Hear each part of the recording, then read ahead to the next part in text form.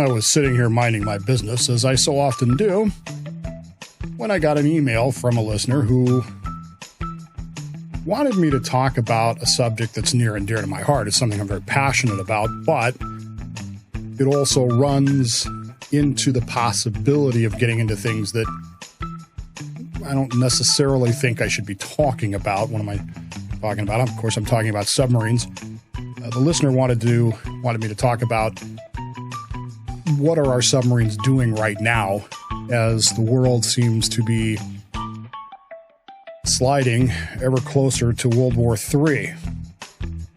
I've spent a lot of time thinking about this whole conflict and what's going on. I've spent a lot of time considering things. And I will tell you that my thought processes are evolving.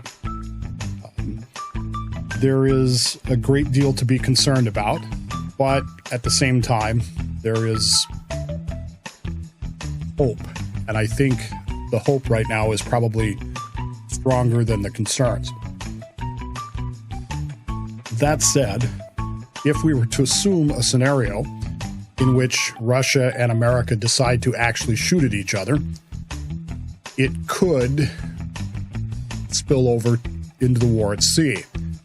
In fact, I would assume that it would have to, but we'll see. The United States has two types of submarines.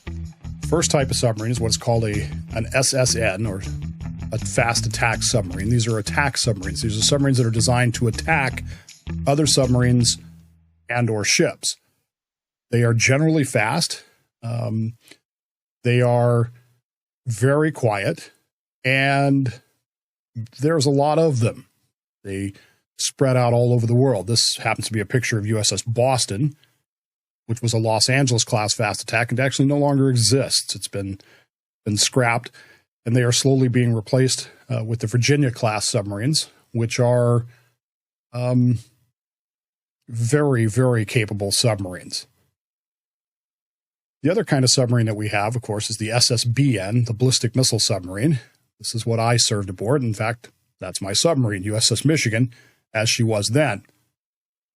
She is, at that time, carrying 24 or up to 24 Trident missiles. I can neither confirm nor deny that there were missiles aboard. And of course, those missiles, according to open source intelligence, I can neither confirm nor deny, are carrying 8 warheads each that can be independently retargeted at various targets. So in other words, one missile can hit up to 8 targets at a range nominally of 4,000 nautical miles. That's all I'm really going to say about that. Now, there actually is a third type of submarine, which is what USS Michigan is today. The ballistic missiles have been removed and replaced with cruise missiles of the Tomahawk variety.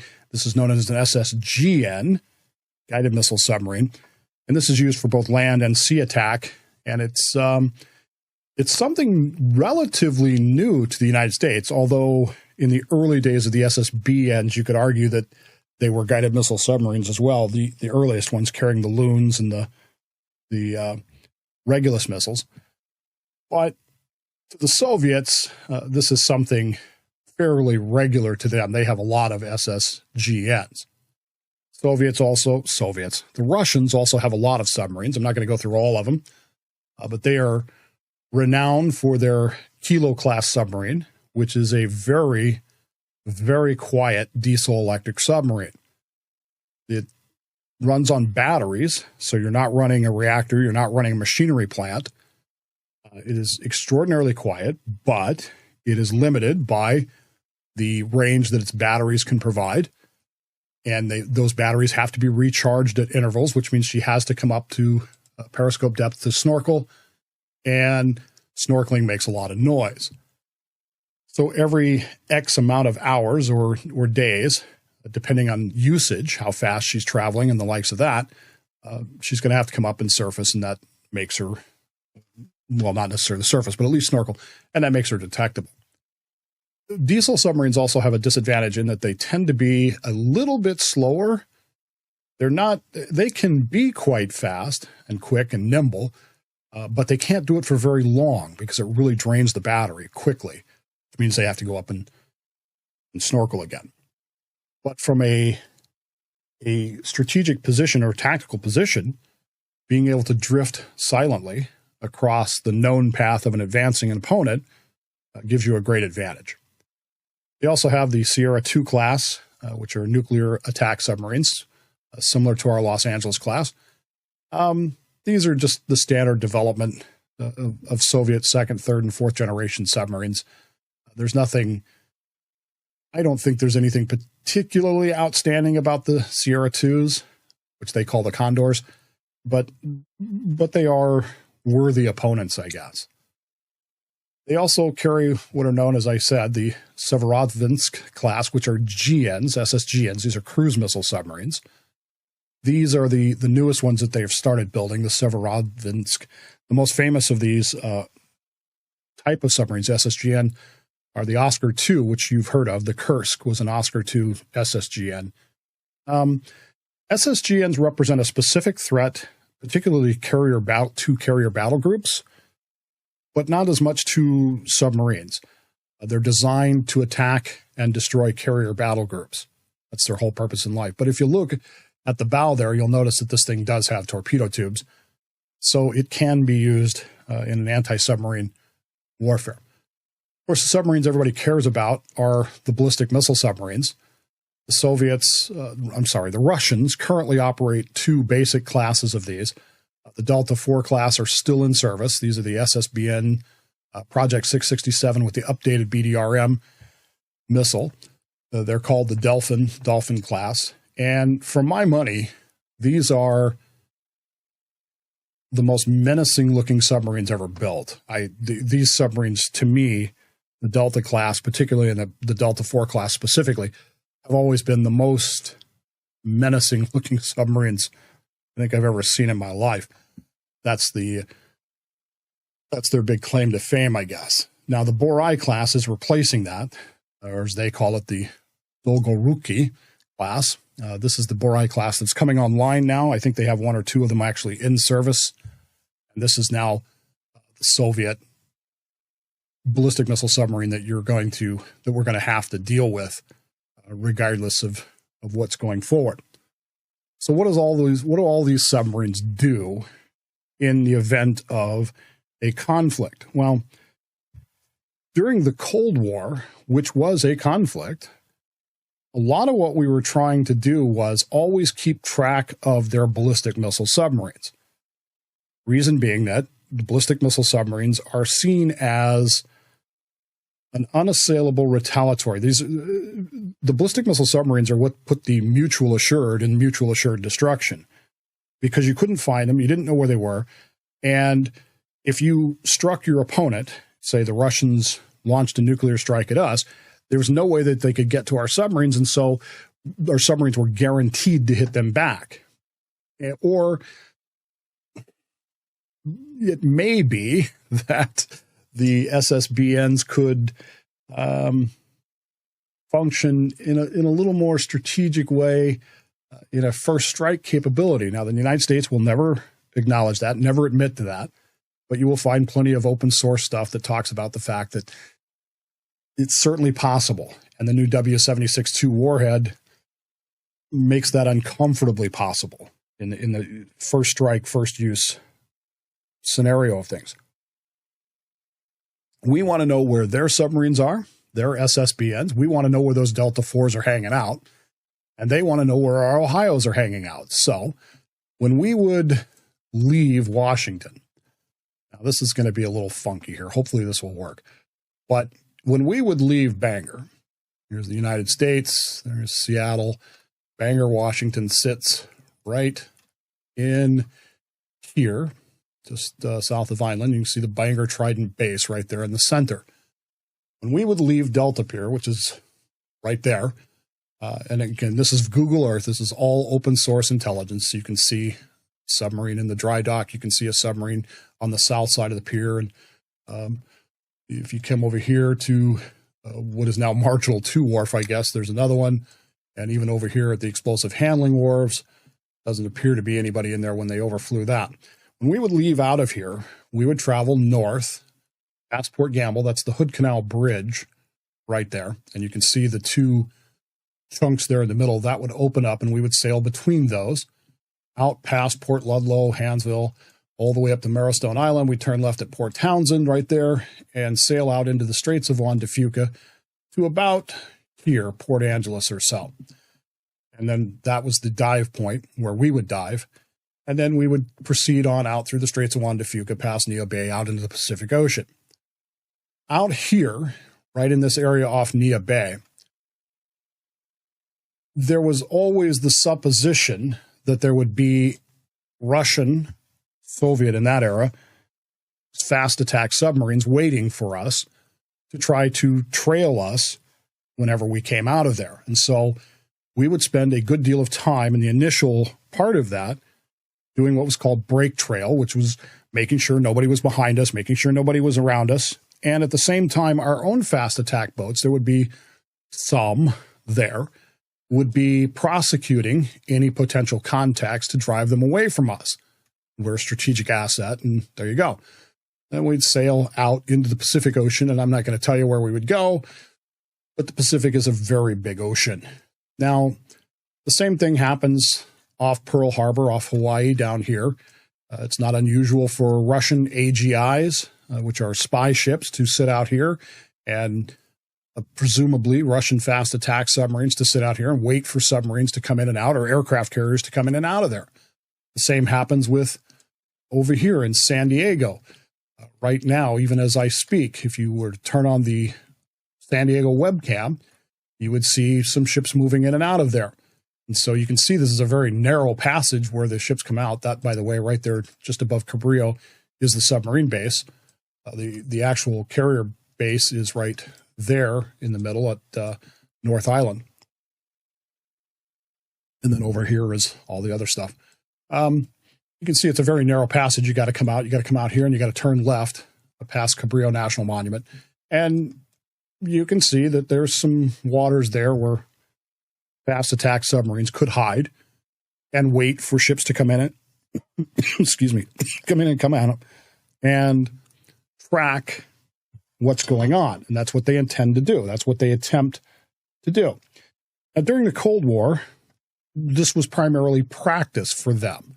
And we, likewise, would do the same, because over here you have Kamchatka Peninsula. You have the big, there's a big submarine base up here, and I'm trying to find it. Hang on, I'll find it. Thought it was down here. Yeah, it is. This bay right here is the main submarine base for Soviet ballistic missile submarines. And so you can see they would come out through this narrow passage right there and sail out into the ocean, the Pacific Ocean. And so we could put our fast attack submarines out here to, I'm doing this with a cursor. I'm just realizing that the cursor isn't picking up. Maybe I should click that so that the cursor would pick up. So the out in here would be the fast attack boats. And of course we would attempt to trail their ballistic missile submarines as well. They would do the same thing with their fast boats. You may recall some things from Blind Man's Bluff, where they talk about how our submarines would go in towards Vladivostok and tap phone cables in this area. So you're coming through here. It's a big game of tag. It's a big game of I see you, but you don't see me kind of approach to things. And all these submarines are cruising through the Pacific Ocean and the Atlantic Ocean. This is likewise happening there, in an attempt to not just discover the enemy, but to keep the enemy under observation while at the same time remaining undetected yourself. That's the most important part. For us, once we got out into the vast parts of the Pacific out here, there was a a reality that virtually nobody knew where we were. We were given what was known as a patrol box, and that patrol box could cover virtually this entire Pacific Ocean. I mean, it really could, depending on what was going on. And literally no one knew where we were in this whole section. We could be anywhere in there, and it was not unusual for us to come across friendly vessels that did not know that we were there. And that provided some amusement on occasions. But it also, on at least one occasion that I know of, resulted in the SOSUS array picking us up accidentally. And because they didn't know we were supposed to be there, they actually sent out a flash message thinking that we were a Russian ballistic missile submarine. And so all of a sudden, we had a bunch of people coming towards us because they thought that they found a Russian boat that they didn't know was there, and they were going to find it and prosecute it. They didn't find us. So there you go. So the bottom line here, to answer the listener's question, is it's a big game of hide and seek out here in the ocean. It's a big game of where are you? What are you doing? And your fast boats are going to have a little bit different mission because they're going to be tracking not just enemy submarines, red submarines. They're going to be tracking surface ships. And then you've got the whole Chinese thing in here with Taiwan. You've got the Taiwan Straits here, which people keep sending ships through to try to intimidate each other. You have the issues with Japan up here, Philippine Sea. You've got the Spratly Islands down in here with the Chinese claim. And it's all a big question of finding your opponent without your opponent finding you. In the Pacific Ocean especially, this is what I'm familiar with. Now, granted, the Atlantic Ocean over here, much the same thing happens, except that it tends to happen up here in the North Atlantic, which is cold and rough. And, well, there you go. I mean, this is Murmansk up here. So you're dealing with Russian ballistic missile submarines are stationed down here in Archangel and this area here. And they're going to patrol up here in the Barents or even over here in the White Sea, which is not unusual. And so our fast attacks have to go in there and find them. So the British fast attacks have to go in there. They operate out of Holy Loch and Rosyth, which is in this area here. So to answer your question in the simplest way I can, what our submarines are doing right now is pretty much the same thing they've always done. They are looking for Russian submarines to protect us, because if you find their ballistic missile submarines, you can keep them from launching. They are trying to keep their fast attacks off of our ballistic missile submarines. And at the end of the day, the level of success of that will determine how much of our deterrent threat is really worthwhile or not. The thing is, you'll never actually know it, because if you find the enemy, do you really tell them that you found it? Do you run up and yell tag, which is what we did once upon a time. We were playing war games off Hawaii with USS Hawkbill, and we got really close to the Hawkbill without their knowing we were there. And so our captain picked up the WQC telephone and underwater telephone and yelled at them, tag, you're it, and then turned around and ran away. You're not going to do that with a Russian submarine. You don't want them to know that you were there. You don't want them to know that you know what they're doing, because once they know what you're doing, well, then they have the possibility of turning it around. They have a lot of these diesel electric submarines, these Kilo classes, which makes it a little more complex. Then you throw in all these other nations that have this stuff, the Chinese, the North Koreans, even the Iranians to some degree, and that makes it problematic. It's a huge amount of tracking we've got to do. Are we good at it? Damn straight we're good at it. Are we perfect at it? Which means that there's a sense of urgency. Now, I'm not there right now. I don't have anything to do with it right now. I know a few people who are doing it, but that's about it. And I'm telling you that we're not doing anything differently than we've done for the past 30 years, 40 years, maybe even, if you want to go back that far. The equipment we're using to do it is different. The personnel we're using to do it are different. They're kids. It worries me how young they are. But then again, I was 21. You know, it's weird to me to think about that. But it's a young man's game, I guess. At any rate, they're doing a good job of it as far as I can guess. But there is a certain level of stress with it now that it's much more serious because of what's going on. And should the balloon go up, then it's going to become deadly. And what worries me is that we're really good. Don't get me wrong. We are very good at what we do. But even the best, you know, it's war. You're going to take your chances. And so if this does become a shooting war, we are going to lose people. You need to be prepared to accept that. If you're not prepared to accept that, well, then maybe we shouldn't be calling for war.